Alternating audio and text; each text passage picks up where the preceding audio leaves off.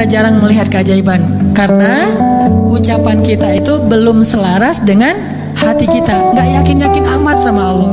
Sering bilang la haula wala quwata illa billah, tapi kita masih yakin ada kekuatan lain yang mempengaruhi hidup kita. Padahal kata Nabi kepada Ibnu Abbas, kalau semua orang berkumpul dan ingin menolong kamu, mereka tidak dapat menolong kamu kecuali dengan seizin Allah. Kalau mereka semua berkumpul ingin mencelakai kamu, mereka tidak bisa mencelakai kamu kecuali dengan ketetapan Allah. Allah, Allah, Allah, di tangannya lah segala kebaikan, di tangannya lah segala kerajaan. Tabarakalladzi biyadihil mulk wa huwa ala kulli syai'in qadir. Percaya enggak kita dengan ayat itu?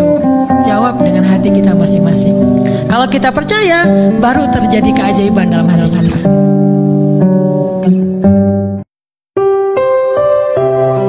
Kita butuh Allah ketika Allah kasih kita ujian.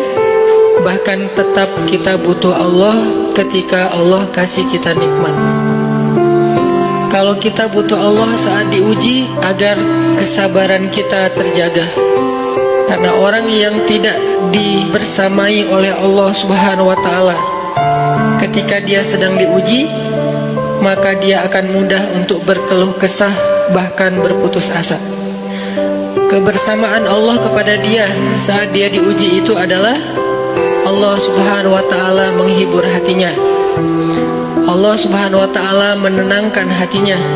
Bukankah dengan mengingat Allah hati menjadi tenang? Dan orang yang beriman apabila diingatkan dengan nama Allah, disebut nama Allah, maka hatinya akan bergetar. Teman-teman sekalian, bisa jadi orang yang paling mulia di antara kita di mata Allah adalah orang yang paling banyak diuji dalam hidupnya. Diuji dengan ditinggalkan oleh orang-orang kesayangannya, kehilangan pekerjaannya, dimusibahi dengan sakitnya, dirugikan dalam jual belinya. Maka jangan bersedih. Ketika itu terjadi dalam kehidupan kita, berarti Allah sedang ngasih kita kesempatan untuk ngerasain pahit getirnya kehidupan kekasih-kekasih Allah.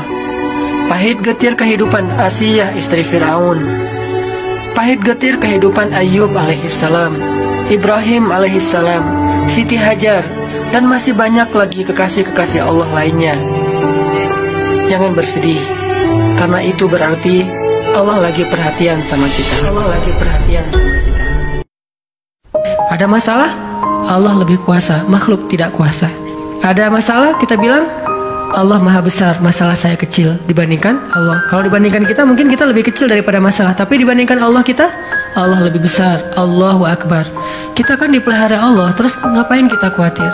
Kalau gitu gak usah ikhtiar, Ustaz. Ikhtiar, tapi jangan libatkan hati. Ikhtiar itu pakai tangan, pakai kaki, pakai tenaga fisik. Hati gak perlu berikhtiar. Hati itu bertawakal. Jangan sampai hati kita ikut ikhtiar, ini bahaya nih. Kalau hati kita ikut ikhtiar, berarti kita lebih percaya kepada makhluk daripada Allah. Nanti akan mentok, kalau udah mentok putus asa, itu penyebabnya. Gara-gara hatinya baper dengan ikhtiar. Ketika jalan-jalan ikhtiar itu tertutup, hati kita jadi give up. Sedangkan kalau hati kita nggak ikhtiar, dia cuma tawakal, jalan tertutup, dia masih bilang Allah maha kuasa, ala kulli syai'in qadir. Segala sesuatu Allah maha bisa, nggak mungkin nggak bisa. Dirugiin orang lain, teman segala macam, kita masih oke lah. Selama ini asal kita ngumpul selalu gua yang bayarin, oke deh, nggak usah dibahas. Baru dibahas nanti pas sakit hati. Kalau belum sakit hati kan nggak dibahas kan. Tapi begitu ada yang nyakitin perasaan kita sedikit aja, semua itu balik lagi. Dari dulu ya. Nah, keluar kan?